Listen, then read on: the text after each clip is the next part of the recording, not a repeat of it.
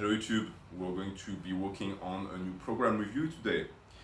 And the submission was made by Japjit Singh, who is telling me that he intends to run that program Monday to Friday. He'd like to have a balance of strength and hypertrophy. He wants to remain on the lower side of volume, which is a very good it's a very good indication for me. If you can tell me if you would rather push tonnage with volume or intensity manipulations. And he tells me that it's hard to balance intensity, volume, and life, which I understand 100%. Not everyone has time to lift several times a day. You know, we have jobs and we have families to take care of. So he has the 5 days listed in a row. He doesn't tell me exactly which days are going to be which, but because he trains Monday to Friday, I will assume that it's Monday to Friday, and so that means that he has the weekend free. So that's 5 days in a row, and then the weekend to recover. That's very important because we have to take that in consideration for the frequency aspect of it. So here, he starts with a push day on Monday, and he does bench 3 sets of 5 to 6 reps. Okay, so that's an evolving rep range, but I don't really see the point of the rep range here because you're only giving yourself 1 rep of room to be able to evolve, to be able to manipulate volume and intensity, because the number of sets doesn't change. So the only thing I would see with a 5 to 6 rep range that would be potentially interesting is that if you get to the 5th rep and you can get a 6, you get a 6. It's not going to do what evolving rep ranges are supposed to do. So I would say try and widen that range to see where it takes you. That being said, a 5 to 6 rep range is better than a 5 by 5 by definition, or a 3 by 5 in that case. So okay, you start with the bench. As far as horizontal press goes, that's not a lot of volume. After that, overhead press. But he did tell me he wants to stay on the low end of volume, so that's okay. After that, overhead press, same scheme, 3 sets of 5 to 6 reps. Again, overhead press, vertical press, I think you can use more volume than that, but if you want to stay on the lower end, I understand. The issue with not wanting to push volume, especially if you have a hard time balancing intensity and life, is that you're going to have to eventually push one of these two to get more tonnage.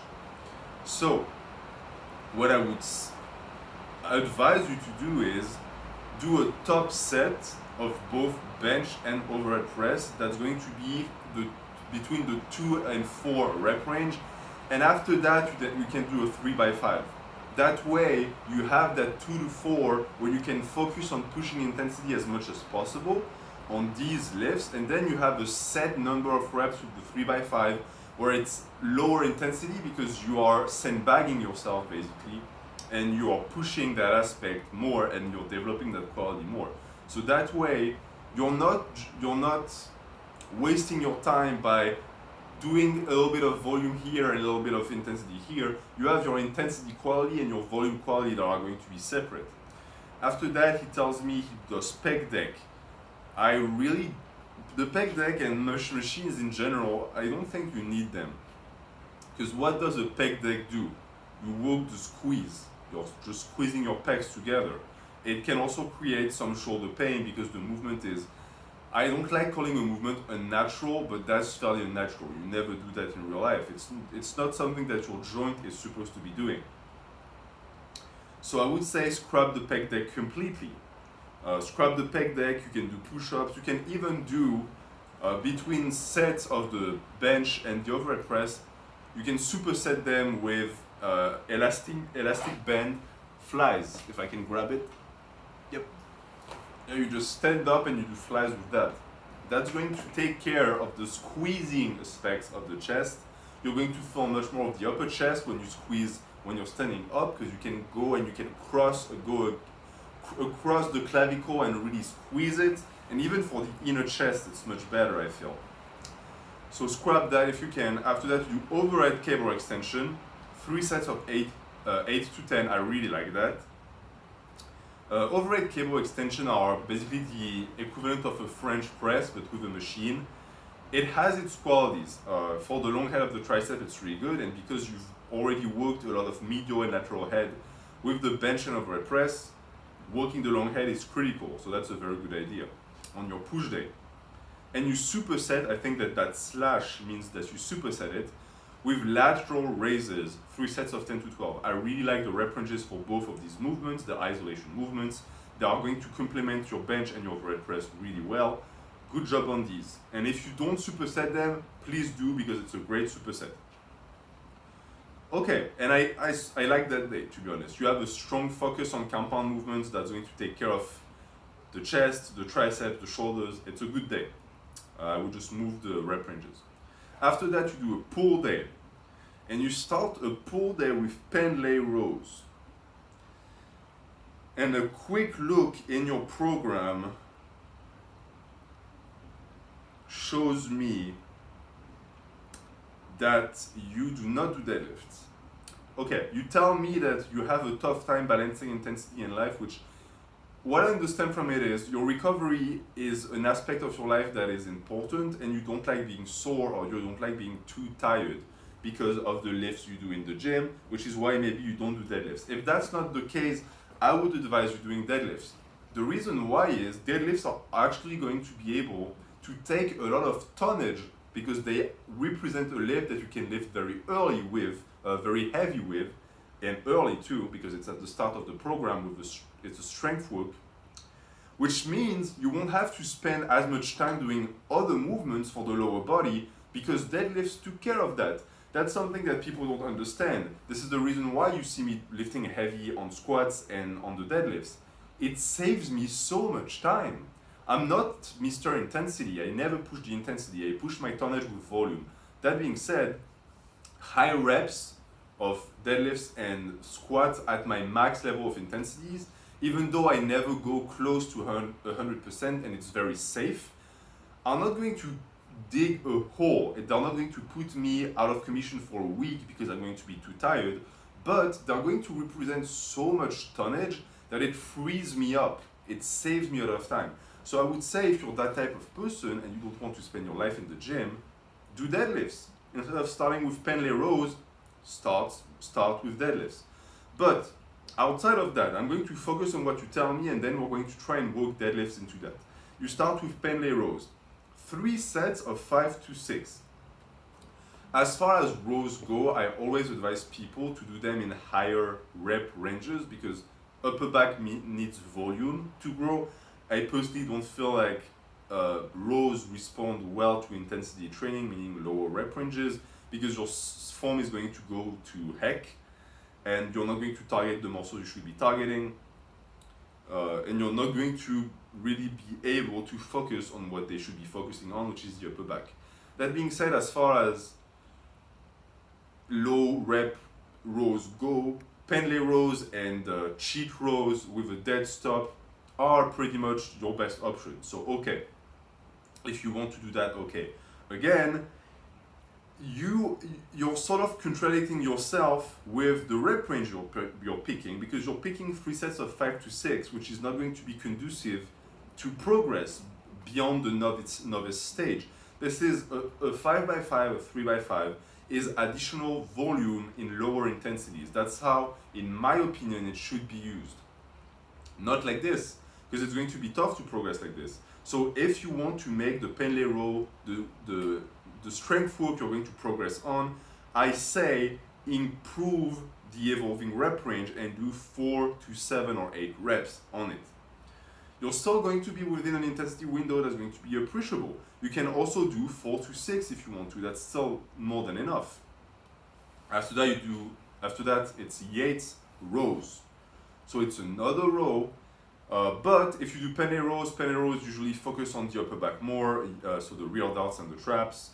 Yates rows focus more on the mid back and the lats, so it's a good complement. That being said, again, you're doing 3 sets of 5 to 6 on the Yates rows, so apply the same logic as with the Pendlay rows. And I hope you don't do the Yates rows supinated. It's dangerous for the bicep. I don't advise people do that. After that, you do lat pull downs. 3 sets of 8 to 10. I always advise people do pull-ups instead of lat pull downs. Because you're going to, if you can do a lot of weight on lat pull downs, but you can't do the same number of reps with your body weight on pull-ups, shows to me that there is an imbalance here. I'm not Mr. Functional Strength, but I do think that pull-ups are more beneficial overall, even just for hypertrophy. I think that the stretch on the lats, the decompression of the spine, all of that is much more beneficial. And after that, and so that's 2 movements in a row that targets the lats. After that, you do machine reverse flies, superset with face pulls, and you do 3 sets of 10 to 12. Okay, if you like the feel of the machine reverse flies, okay, you can do them with dumbbells or plates too. I don't hate machines. If the machines feels good, do it. I don't get why you would superset a face pull with a reverse fly, because they both are going to target the traps and rear delts. So you're doing a superset that is going to pre-fatigue the areas you're going to target afterwards. In my opinion, this is a bad superset.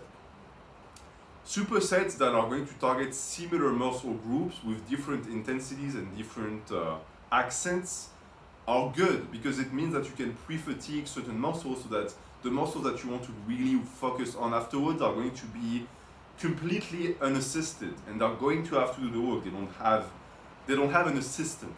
But here, it's not the case. You're just working the same muscles twice. So I would say pick one of those 2 that you like more and just do more reps on it. Just apply all of the volume of both lifts to one.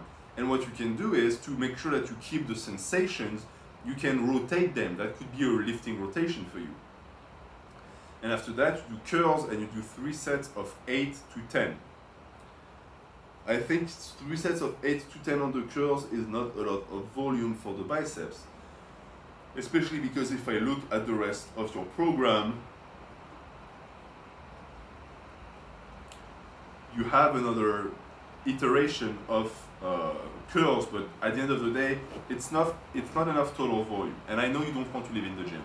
So my advice would be, do what I said for the Pendlay rows. Well, let's implement everything. You start with deadlift. It's not going to take you a long time. You can even warm up and go up and do just one peak set of deadlift, and you can do 2 to 5 reps on your peak set. Right? That will take you like 25 minutes. After that, you do your Pendlay rows in a higher rep range, like I said. Scrap the Yates rows. Don't do them. It's going to save you time. You can do replace the lat pull downs, and what you can even do with the lat pull downs, in my opinion, is you can superset the pull-ups you're gonna do with the Pendlay rows, because they work different muscles. The only thing that might be a problem here is the grip, in which case use straps on your Pendlay rows. But you can do your deadlift and Pendlay rows superset with pull-ups, and then you can finish with a superset of machine reverse flies and curls. And as I said, it works perfectly, because you're going to, instead of doing 3 sets of machine reverse flies, you're going to do 6 sets of 10 to 12. And then you're also going to do 6 sets of 8 to 10 curls. If you do 6 sets of 10 to 12 and 8 to 10, that's an evolving rep range that only gives you 2 reps to go from one to the other, so it's not a lot of room. If you do 6 sets, there's going to be some sandbagging, because as you understand, if you can get 12 reps in the first set and 10 reps in the last set, you could have done more reps on the first set or added more weight. But in that case, because we're focusing only on volume and not necessarily on pushing progression too much, that's fine. So I would really advise you that you do that on that pull day. I think it would be a great improvement. And at the end of the day, I'm sure that if you compare the 2 workouts, they wouldn't be that different in terms of time spent in the gym, but they would be very different in terms of tonnage. And because they're crammed into a smaller window, A workout that takes you 2 hours to do and a workout that takes you 4 hours to do, if they both have the same amount of tonnage, the one that took 2 hours is higher in intensity. And as you said, you don't want to focus on volume to build up your tonnage and get bigger. So that's going to be a good way to increase intensity without damaging your ability to live your life. You're going to have to slowly implement that. When you start doing those deadlifts and everything I said, please take it easy. Don't do it too heavy at first, and see how it affects your recovery, right? And see how it goes. After that, you do legs. I have a problem with that because you're following pull with legs, and when you do pulls, even if you don't decide to not do deadlifts, the Pendlay rows and the Yates row fatigue your lower back and your hamstrings. So I would say that's not a good way to implement following days in your program. You should most likely do your other upper day after that, because the upper body recovers much faster, and 48 hours should be enough, especially because as I see here, you don't seem to be doing anything that's going to potentially lead to overuse injuries. So we're going to go directly to the upper day, because I think you should be doing your upper day on the Wednesday. And I see problems that's going to create, but I'm thinking about it, I'm going to correct them as I go. So on the upper day, you do incline bench, 3 sets of 5 to 6. If you really like the incline, because you feel like it's good for your upper chest and your shoulders, do it. Same thing with the rep range. I think you should either do a top set and then a 3x5, or have a wider range of an evolving rep range. After that, you do decline dumbbell bench. Okay, so you like incline and decline, that's fine. Adding dumbbell bench, especially on the decline that is dangerous on the shoulders, is going to be a good move, because it's going to avoid overuse injuries. You do 3 sets of 8 to 10, and because I'm having you do that on Wednesday, so 2 days after your push day, I'm not going to push the volume here. I'm going to leave you with lower volume, because this is going to be an accessory upper day. So you can stay with 3 sets of 8 to 10. After that, you lat pull downs, same thing for lat pull downs, do pull-ups instead.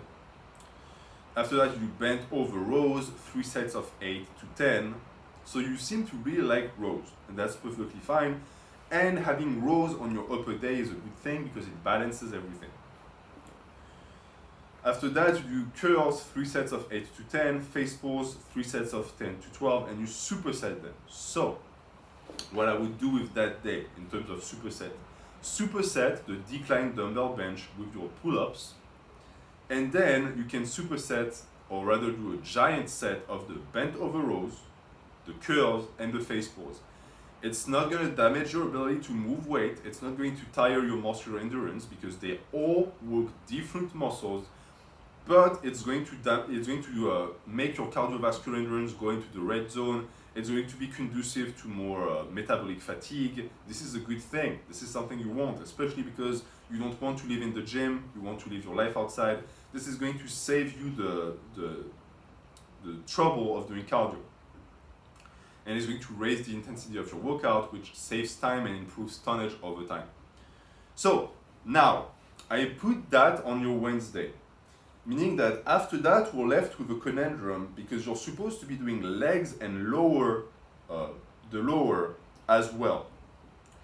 Thing is, when I look at your leg day, that was supposed to be Wednesday, and I look at your lower day, I see an opportunity to combine them together. It is my opinion that squats, knee flexions, because they have more actual loading, are actually more taxing than deadlifts. I think the reason why people think the deadlift is the most taxing lower body compound movement is because their form is not good. They don't lift with proper form. They use too much lower back. So they fatigue their lower back more, and the hamstring and glutes don't get involved as much as they should, because they are the ones who should be moving the bar.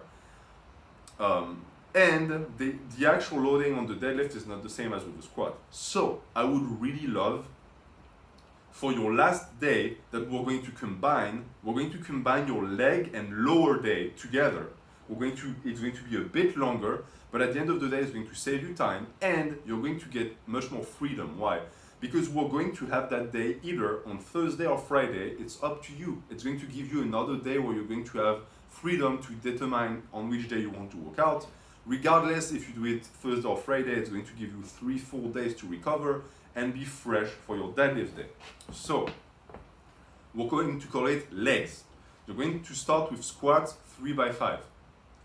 Again, I would say do 3 sets of 4 to 6 instead, so that you have room to evolve and put on weight to boost progression. After the squats, we're going to do front squats. So you're going to go, it's something I love doing, and I think it's not true for everyone, but for most people. For most people, what makes you fail on the front squat is not your legs. It's your thoracic extension and your ability to maintain the front rack position. Once that dies, your legs don't matter anymore because the weight is not on you anymore. So you tire out your legs with squats before, and then you do front squats. That way you equalize the strength of the front rack and the legs, and it's going to allow you to actually tire the legs much more than you would have been able to if you were fresh on the front squat. And you do a 3x5 on the front squats, that's beautiful, because we're not going to push progression on that. It's additional tonnage for the legs, for the yamis, for the glutes, so keep that. So squats and then front squats. After that, you're going to do Romanian deadlifts, 3x8.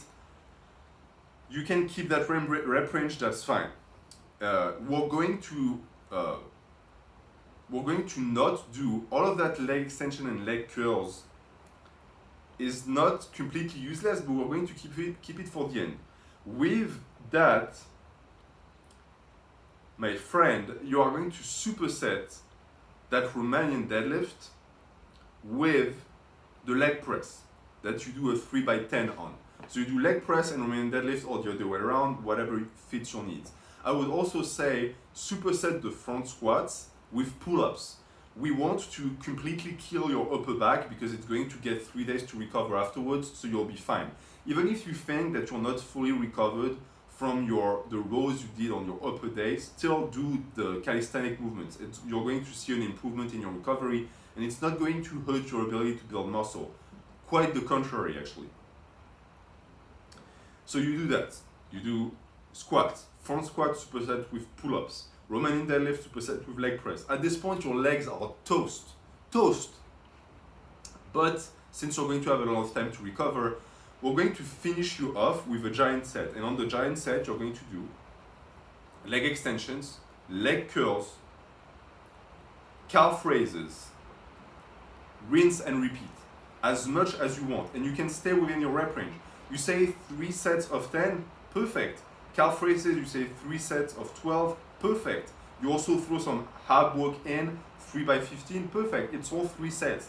So at the end of that big leg day, you have 3 sets of giant sets and you go all out, non-stop.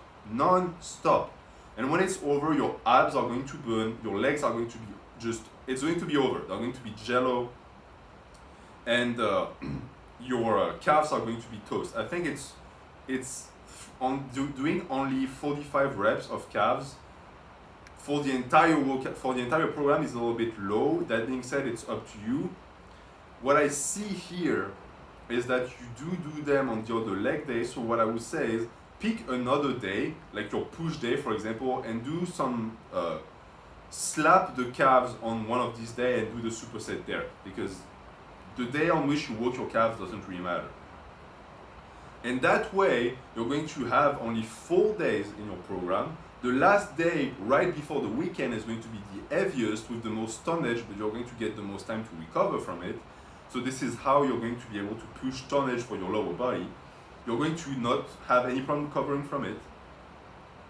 And I think this is going to be saving you a lot of time, improve intensity, reduce the potential volume drive, meaning you won't have to do as much volume as you would have if you kept the program as it is, and it's going to be very beneficial for you.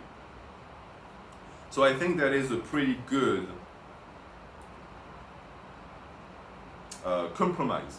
I hope this is something that you're going to follow, because I think it's going to really help you on your progress and overall to fit your training in your life. So that's going to be it for this video. I hope it was informative. I will pin your comment, Mr. Singh. So thank you for sending your program and have a good day.